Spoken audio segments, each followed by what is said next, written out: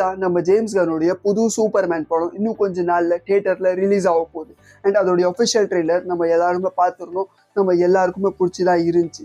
But இதுல question என்ன வருதுன்னா, இந்த சூப்பர்மேன் படம் கண்டிப்பா பாக்ஸ் ஆஃபீஸ்ல ஒரு பெரிய நம்பர் செட் பண்ணுமா அண்ட் நம்மளுடைய டிசிக்கு ஒரு புது ஹோப்பா இந்த படம் அமையுமான்றது தான் இந்த வீடியோல நாம பார்க்க போறோம். ஸோ வீடியோவை ஸ்டார்ட் பண்ணலாமா?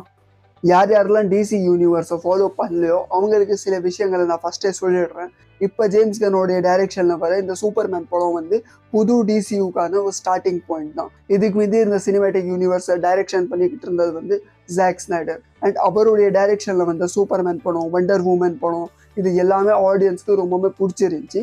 பட் பேட்மேன் வெர்சஸ் சூப்பர்மேன் படம் வந்துச்சு இல்லை, அந்த படத்தில் வார்னர் பிரதர்ஸோடைய இன்டர்ஃபரன்ஸ்னால அவர் பாதியிலே அந்த படத்தை விட்டு போயிட்டார். அண்ட் அப்போ வெளியே போனவர் அதுக்கப்புறம் மறுபடியும் டிசிக்குள்ளே வரவே இல்லை. அண்ட் அதுக்கப்புறமா வர நிறைய ப்ராஜெக்ட்ஸ் வந்து ஆடியன்ஸ்க்கு பிடிக்காம போச்சு. அவங்களுக்கு கரெக்டான விஷனு டிசி யூனிவர்ஸ் மேலே கிடைக்கல. ஸோ அதனால நிறைய ஃபேன்ஸ் வந்து டிசி யூனிவர்ஸை ஃபாலோவே பண்ணுறதை விட்டுட்டாங்க. ஸோ டிசியோட படங்கள் சரியாக போகாத டைமில் தான் உள்ளே வராரு நம்ம ஜேம்ஸ் கன். அண்ட் நம்ம ஜேம்ஸ் கன் உள்ளே வந்ததுமே அவர் 2 ப்ராஜெக்டை அனௌன்ஸ் பண்ணுறாரு. ஒன்று வந்து பீஸ் மேக்கர், இன்னொன்று வந்து சூசைட் ஸ்குவாட். இந்த 2 ப்ராஜெக்ட்ஸுமே கிரிட்டிக்ஸ்க்கும் சரி ஆடியன்ஸ்க்கும் சரி ரொம்ப பிடிச்சிருந்துச்சு. எல்லாருக்குமே ஜேம்ஸ் கன்னுடைய ஒர்க் பிடிச்சி போனதுனால நம்ம டிசி வந்து நம்ம ஜேம்ஸ் கன்னை புது சிஇஓவா அப்பாயிண்ட் பண்ணிக்கிறாங்க.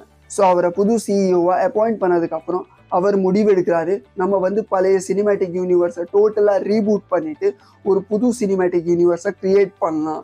ஸோ இப்போ வந்து ஒரு புது சினிமேட்டிக் யூனிவர்ஸை கிரியேட் பண்ணியாச்சு. அண்ட் அதுக்கப்புறமா வர போகிற ப்ராஜெக்ட்ஸை கூட அவர் 2 பார்ட்டாக பிரித்தார். ஒன்று வந்து சினிமேட்டிக் யூனிவர்ஸ் அண்ட் ரெண்டாவது வந்து டிசி எல்ஸ்வர்ல்ட்ஸ். அண்ட் இது எப்படி ஃபார்ம் பண்ணாங்கன்னா, சினிமேட்டிக் யூனிவர்ஸ்குள்ளே வந்து எல்லா படமுமே இன்டர் கனெக்டடாக இருக்கும்.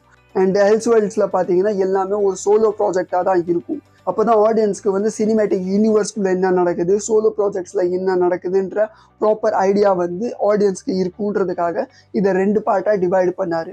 அதுக்கப்புறமா தான் எடுத்தாங்க ஒரு பெரிய கான்ட்ரோவர்ஷியல் டிசிஷன். அது என்னன்னா, நம்ம ஹென்ரி கேவில்ல சூப்பர்மேனுடைய கேரக்டர்லேருந்து ரீப்ளேஸ் பண்ணுறது. அண்ட் அவரை ரீப்ளேஸ் பண்ணதுக்கப்புறம் கொண்டு வந்தாங்க டேவிட் கான்ஸ்வர்ட்டை ஆஸ் அ புது சூப்பர்மேனா. அண்ட் இந்த டிசிஷன் வந்து நிறைய ஆடியன்ஸ்க்கு பிடிக்காம போச்சு. அண்ட் வெறும் சூப்பர்மேனுடைய கேரக்டரை மட்டும் ஃபாலோ பண்ணுற சில ஃபேன்ஸுக்கு அது ஒரு சாதாரண டிசிஷனாக தான் இருந்துச்சு. ஏன்னா ஹென்ரி கேவில் சூப்பர்மேனுடைய கேரக்டர் ப்ளே பண்ணும்போது அவ்வளோ அமேசிங்காக இருந்துச்சு. அண்ட் அது மட்டும் இல்லாமல் ஹென்ரி கேவிலுடைய சூப்பர்மேனுடைய கேரக்டருக்கு மட்டுமே ஒரு தனி ஃபேன் பேஸ் கூட இருந்துச்சு. அண்ட் அது மட்டும் இல்லாமல் டேவிட் கான்ஸ்வர்ட்டோடைய பழைய படங்களை நீங்கள் பார்த்துருந்தீங்கன்னா அவர் ஒரு ப்ராமிசிங் ஆக்டர் தான். பட் இப்போ அவருக்கு இருக்கிற மிகப்பெரிய சேலஞ்ச் என்னென்னா, சூப்பர்மேனுடைய கேரக்டர் வந்து எல்லாருக்குமே பிடிக்கணும். அது ஒரு சின்ன குழந்தையாக இருக்கட்டும், 60 வயசு கிழவனாக கூட இருக்கட்டும், எல்லாருக்குமே அந்த கேரக்டர் பிடிக்கணும். அந்த மாதிரி தான் அவர் அந்த கேரக்டரை ப்ளே பண்ணி ஆகணும். ஸோ அவ்வளோ சேலஞ்சிங்கான ரோலை அவர் அக்செப்ட் பண்ணி இப்போ அந்த படத்தில் நடிச்சிருக்காரு. ஸோ அதுக்காகவும் நிறைய ஆடியன்ஸ் வந்து அவருக்கு சப்போர்ட் பண்ணிட்டு தான் இருக்காங்க. டிசைட் பண்ணும் வரப்போகிற ப்ராஜெக்ட்ஸ் எந்த மாதிரி இருக்க போகுது. கண்டிப்பாக one of the best and important படமாக இருக்கும் புது டிசி சினிமேட்டிக் யூனிவர்ஸ்க்காக.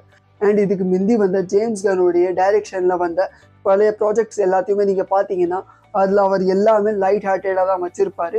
அண்ட் இது எல்லாத்தையும் தாண்டி அவர் ஆடியன்ஸ் வந்து எமோஷ்னலாக ரொம்ப ஈஸியாக கனெக்ட் பண்ணிடுவார். அண்ட் இது எல்லாமே இந்த படத்துக்குள்ளே இருக்குன்ற எக்ஸ்பெக்டேஷன்ஸ் எல்லாத்துக்குமே இருக்குது. ஏன்னா அப்படி இந்த படத்தில் வந்து ஆடியன்ஸ் எமோஷ்னலி கனெக்ட் ஆகலைன்னா இந்த படமே டோட்டலாக ஃப்ளாப் ஆகிறதுக்கான வாய்ப்பு அதிகமாக இருக்குது. இந்த டிசி ப்ராஜெக்ட்ஸை பொறுத்த வரைக்கும் ஃபேன்ஸ்குள்ளேயே ஒற்றுமை கிடையாது. ஏன்னா சில பேர் வந்து ஹென்ரி கேவிலுடைய சூப்பர்மேனுடைய ஃபேனாக இருக்காங்க, சில பேர் வந்து ஜாக் ஸ்னைடருடைய டைரக்ஷனை பார்க்கறதுக்காக இருக்காங்க, சில பேர் வந்து ஜேம்ஸ் கன்னுடைய டைரக்ஷனில் வரப்போகிற சினிமேட்டிக் யூனிவர்ஸ் எப்படி இருக்கும் அதோடைய ஃபேன்ஸாக இருக்காங்க, இல்லை சில பேர் வந்து அனிமேட்டடோடைய ஷோஸ்க்காக மட்டும்தான் ஃபேனாக இருக்காங்க. ஸோ இப்போ ஃபேன்ஸ்குள்ளே இந்த மாதிரி நிறைய பேர் பிரிஞ்சு இருக்கிறதும் நிறைய ப்ராப்ளம்ஸ் இருக்குது. ஆனால் இந்த ஒரு விஷயத்தில் வந்து ஃபேன்ஸையும் நம்ம குற்றம் சொல்ல முடியாது. ஏன்னா அவன்கிட்ட வந்து ஆப்ஷன்ஸ் நிறைய இருக்குது. அவனுக்கு என்ன வேணால் பிடிச்சி போகலாம், என்ன வேணால் பிடிக்காமல் போகலாம். ஸோ அவன் என்ன பார்க்கணும் என்ன பார்க்கக்கூடாதுன்ற டிசிஷன் வந்து அவன் தான் எடுப்பான். ஸோ இந்த படத்து மூலியமாக இப்படி செதஞ்சு கிடக்கிற ஃபேன்ஸ் எல்லாத்தையும் ஒன்றா சேர்த்து மறுபடியும் தியேட்டருக்கு கொண்டு வர வைக்கணுன்றது தான் இப்போ இருக்கிற மேக்கர்ஸோடைய பிளானே.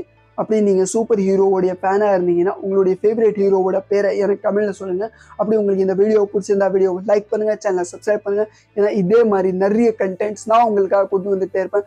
ஓகே தென் பாய்.